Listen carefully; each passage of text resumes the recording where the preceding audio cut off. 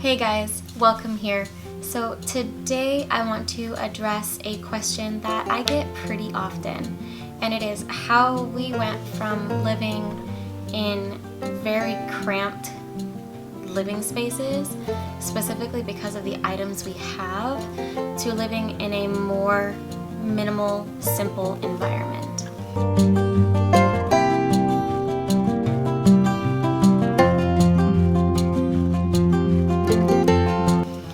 If you are following me on Instagram, or at least were a few weeks ago, then you would know that I posted a couple of pictures, and I will have them inserted here into this video, of the way that we used to live. And this was taken in February of 2018. As you can see, our living room area was just atrocious. There was stuff everywhere. We had stuff on the floors. Our shelves were absolutely just crammed with things that didn't belong there. There was food that wasn't in the pantry where it should have been. We had clothes all over the place. We had things tucked into corners, and it was just not how it should have been. It was not ideal by any sense of the word, and honestly, we were hoarders. You know, you can even see that in our daughter's room from back then. She didn't ever actually like stay in her room. It was more so just like a storage space because she just lived in our room, though I guess that really wasn't any better. There was so much stuff that just didn't have a place. You can see that there's even her changing table was literally just like a stockpile of things that didn't even matter. Like, we didn't need half of the stuff in that room in particular. Like, obviously her stuff, yes, but a lot of that we didn't need.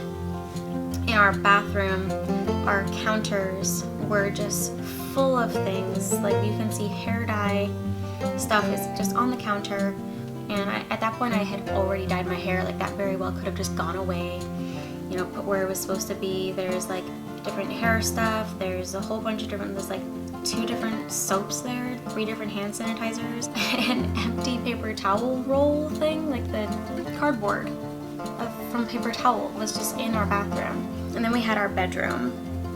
We had a queen size bed, and our room was actually pretty decently sized. We had 2 different dressers in there. One was mine, one was his. And you can see that there is just clothing and random stuff just everywhere. Clothes that look like they could either be dirty or clean, who knows. There's a table in the back that has just stuff piled high, a lamp that's all crooked. There's water bottles everywhere. It's messy, to say the least. I'm honestly not sure how we got to that point at all. I don't know how we accumulated so many things, because me and him, neither of us lived on our own prior to getting together. He still lived with his stepdad, and I still lived with my parents. And so it was one of those things that, like, we only had our bedrooms. So I don't know how, when we moved in together, how that turned into that. And he did live in an apartment prior to us actually moving in together. He moved out of his stepdad's house and into an apartment, but there wasn't a whole lot even at that place. It's almost as if like we just started accumulating things from people giving us like housewarming gifts, and then stuff that we got passed along to, like, hey, here's this cool thing that I think you might like.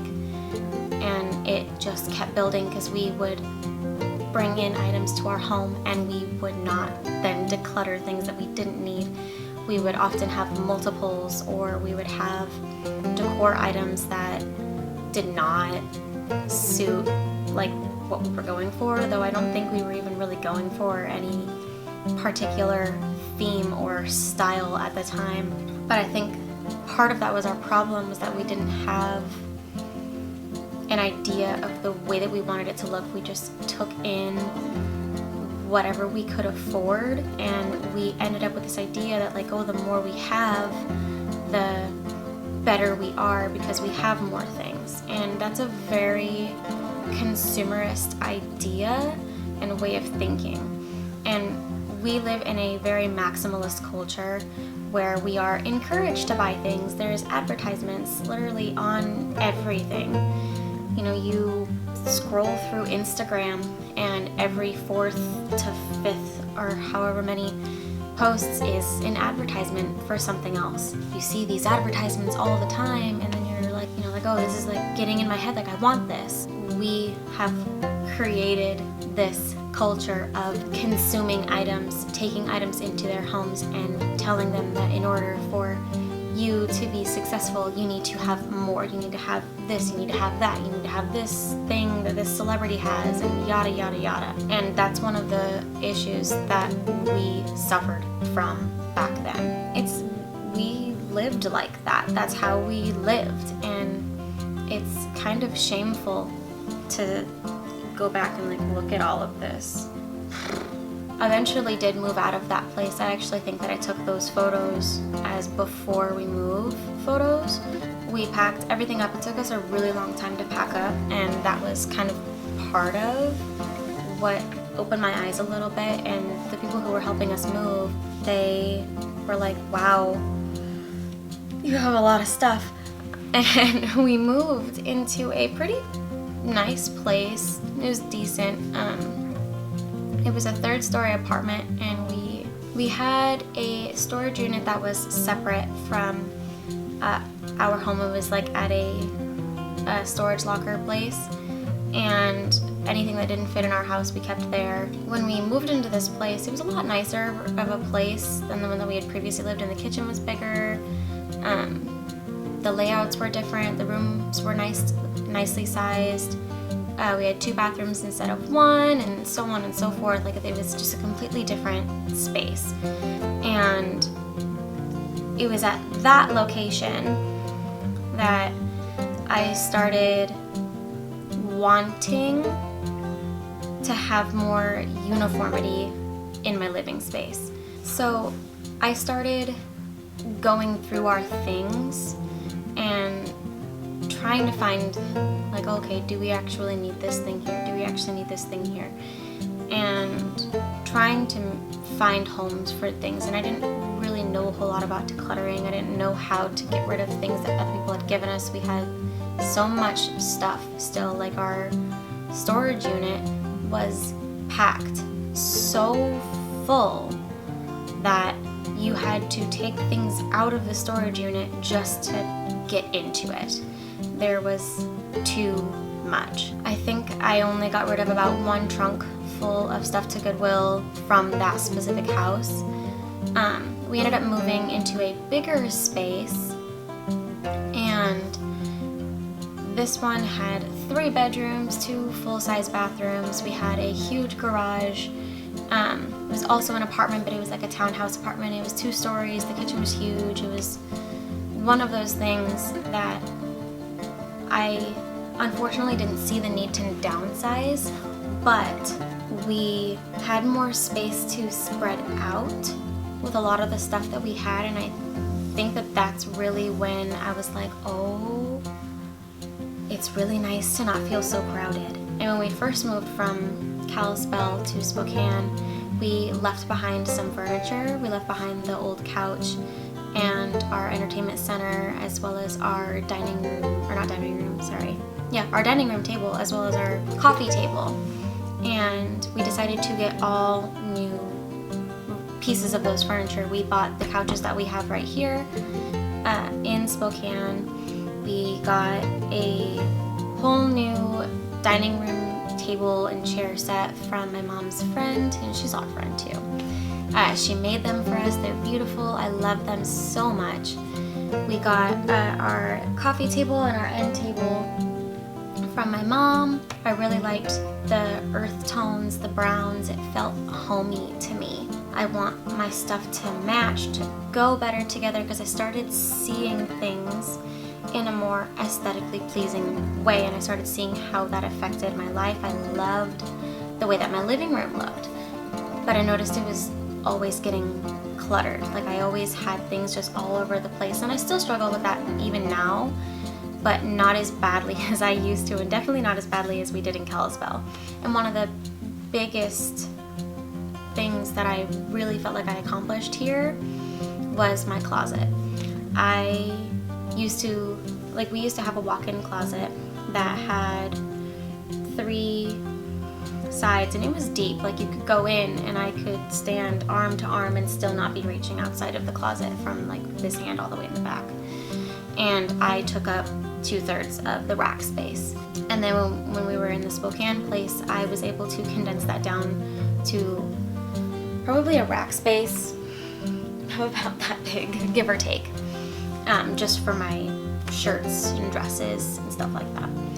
And to me, that was a really big accomplishment because I struggled so much with getting rid of things. Like, oh, so-and-so bought me this, or oh, I bought this for X amount of money, and I really didn't want to get rid of those pieces for whatever their reason was. But doing that made me see that I wear most things in my closet now. And that was a kind of an eye-opener for me. Eventually we decided to move back home to Lakewood, which is really close to where me and Thomas met. It's where my mom lives. We knew that we were going to end up having to move into a smaller space due to the living prices over here. So we were like, okay, we're going to downsize, and I started hardcore going through everything in our house. We were able to take almost everything we owned aside from our furniture and our clothing and fit it in our garage. The first space in Spokane, when we had the separate storage unit, like I said, we had to take things out just to get into there, and we didn't know what half of the stuff in there really was because we couldn't even get in there to really work around with that. So when we could fit almost everything we owned into our garage, it made us feel a lot better, like, wow, there was so much that we just did not need. And so we moved here to this space, and it is definitely a lot smaller and still a bit cramped. There's still a lot of things that I can see that, like, even just looking around and I'm like, oh hey, that would be really, we don't need that, we can take that to Goodwill. And that is stuff that we are working on. I try to go through everything once a week or so because I've noticed that when you try to declutter your whole house all at once, you start to not see things very clearly. You start to be like, oh no, I need that. I need for that for whatever reason. But if you allow yourself time to do it. Now, with all that being said, it is way more easily said than done. It has taken a lot for me to go from the very maximalist way of thinking and like, ooh, I want this, the consumerism, all of that. It has been something that consumed me for a really long time. I grew up kind of conceited, actually. I would like see the other kids with like these expensive jeans and stuff, and I'd be like, ooh, I want those jeans so that I can look like this. And you grow up with that mindset, and it's really hard to break it, to not see a price tag on something and value it based on that price tag. And so going from wanting to have as many things as possible so that my worth was a number, to instead making my worth about the way that I feel, sounds a lot more easily said than done. And so with all that, there are a few things that could make it easier to go from that transition to the way that you're thinking. And I do have a couple books that I have over here that I wanted to really quickly talk about, are just some ones that are good books for kind of getting yourself into the correct mindset for this kind of thing. The first one here is one that has been talked about on YouTube and Instagram and a lot of other places quite a bit, and it is Spark Joy by Marie Kondo, and it is the KonMari method book in a nutshell. And it's basically Marie Kondo's way of how she goes through her items and how she determines what she declutters. I don't follow her method completely, but I do think that she talks a lot about really good ways to go through certain things, even just about organizing too. She talks about like the best way to fold your clothes even, for like maximizing your space. The next book is also by Marie Kondo, and it is The Life-Changing Magic of Tidying Up. And this one talks a lot about organizing and decluttering as well, but it's not necessarily the same as like the sparking joy and how she declutters like that. This is more so how it feels to tidy up your life. And I think that this is a really good book for that. The next one is this one right here. It is called Minimal: How to Simplify Your Life and Live Sustainably by Madeline Olivia, and she is a YouTuber here, and she has talked about her way of minimalism. And one of the biggest things about the term minimalism is that it is different for every single person who goes on their own minimalism journey. Minimalism does not necessarily have to be living off of 40 items, and I think that's what people are most scared of. And I think this book does a really good job of talking about how minimalism is more about simplifying your life versus reducing it. And then the final book is Goodbye Things by Fumio Sasaki. I am pretty sure I just butchered that, which talks about the new Japanese minimalism. And it talks about a few different forms of minimalism, and it compares maximalism to minimalism. And he has a very similar start that we did, where we were just packed beyond capacity with things we didn't need, although he goes to a more extreme minimalism than I think that we will ever get to. So those are just 4 books. I'll have them all linked down below, but I do recommend getting some sort of something like this, or even watching different videos on just reducing the amount of items you have. Sarah Therese is a really good example. She is a minimalist in her own way, and she makes a lot of videos about decluttering and things like that. Natalie Bennett here on YouTube is also another really good example. She has a series called Messy to Minimal, where she talks about how she goes and declutters things. She just recently posted one decluttering her twin sons' rooms, and you can see that not everybody who calls themselves a minimalist is perfect. We all live our lives, especially us that are moms. You know, it's not as simple as only having 25 things per person. That's not realistic. And so all of these different resources for you are available. If you want them, get yourself motivated to want to have less, to make your life more about what you experience versus what you have. Invest in memories instead of things, and you'll find that you are more happy. If you want to see more videos like this one and want to follow me more on my journey to become my version of a minimalist, then please make sure that you like this video and hit that subscribe button down below. And I will gladly make more videos like this one in the future. This is what I want my channel to be about, is just my life, my journey going through this, and you guys can come along with me.